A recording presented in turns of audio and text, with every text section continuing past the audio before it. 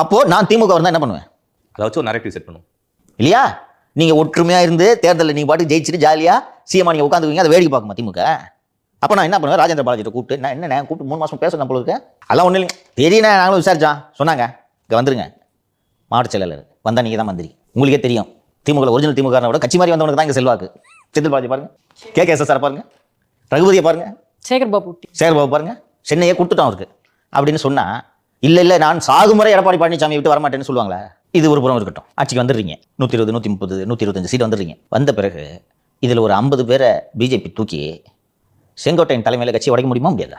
கடந்த காலங்களில் இதை பிஜேபி மற்ற மாநிலங்களில் செய்திருக்கிறதா இல்லையா? அப்படி ஒரு ஏக்நாத் ஷிண்டே இங்கே உருவாகாமல் இருக்க வேண்டும் என்றால் அத்தனை பேரும் கண்ணை மூடிக்கொண்டு உயிரே போனாலும் எடப்பாடி பழனிசாமியின் தலைமையை விட்டு நான் வரமாட்டேன்னு சொல்லணும் இல்லையா? இப்போ நான் படிச்ச பட்டியல் எத்தனை பேர் சொல்லுவாங்க சொல்லுங்க?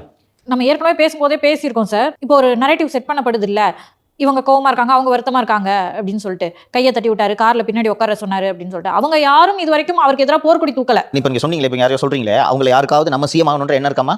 அவங்க மனசுல என்ன இருக்கு? இபிஎஸ் சிஎம் எடப்பாடி சிஎம் ஆகணும், நான் மந்திரி ஆகணும், ரைட்டா? இப்போ நான் மந்திரி ஆக மாட்டேன்ற என்ன இருந்துச்சுன்னா எதுக்காக அவர் இபிஎஸ் பின்னாடி போகணும் சொல்லுங்க?